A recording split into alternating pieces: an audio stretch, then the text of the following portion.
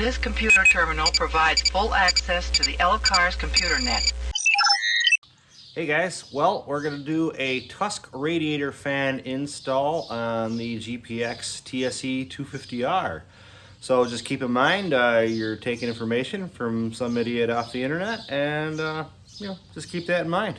All right, here we go. Engage. All right, we're going to keep the radiator fan nice and low. So as you can see, there's 4 machined screws. The brackets are different on the side of the fans on the fan, so you're going to want to mount it this way. And the one side is plastic and the other side is metal, but you just they just screw right in. So that is where you want the fan on the radiator, nice and low.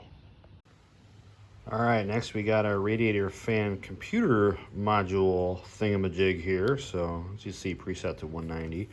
But you only got a few terminals on this. You know, you got your temperature probe right there. And then, hard to do this one-handed. This hooks up to the fan, and this hooks up to your power lead, which will go after we install this part.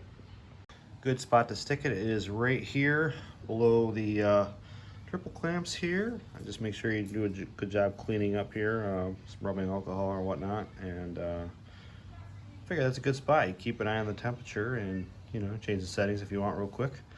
But yeah, I think that's a great spot for it.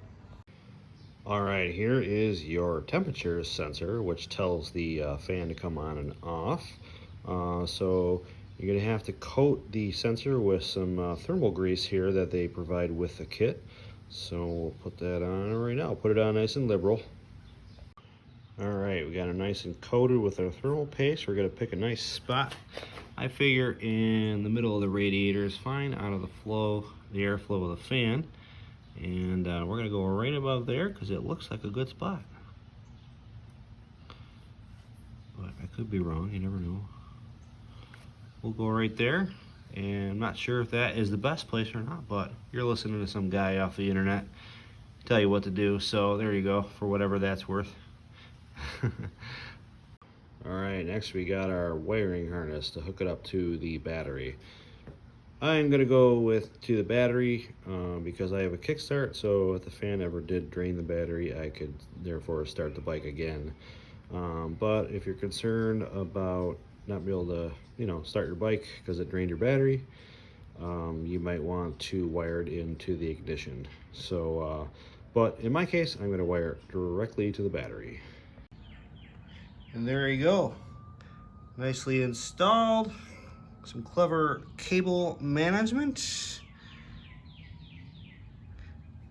You know, just kind of follow your other wires down and, you know, find a good way to run your wires. You know, make it nice and neat. Neater than I can anyways. So anyways, but there she is. Not too bad of an install, huh? All right, there she is. Well, you can't see the fan, but so pretty easy to use. Just push the button.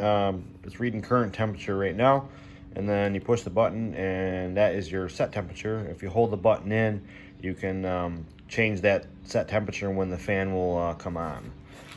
One small note: I probably should have taken a picture of it, but I ended up having to turn the fan 180 degrees and then lowering it. It's really hard to see right there, but yeah, there you go. And then that's as low as it can go. And then you can get 2 screws in on the left side and 1 on the right, which is fine, nice and sturdy. The only reason is so you can get that fan lower. It's hard to see, but the fan kind of barely touches the fuel tank. So another guy said his doesn't touch, but mine does. So I just put a little piece of foam on the back of the fan in case any rubbing happens. But I probably should have taken a picture of that, but you guys get the idea.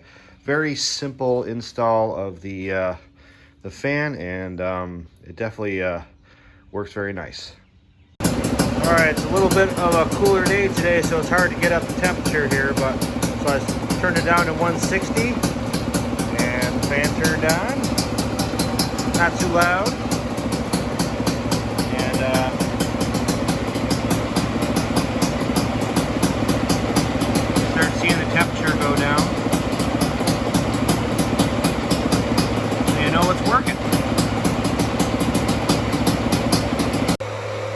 And here's the fan with the engine off.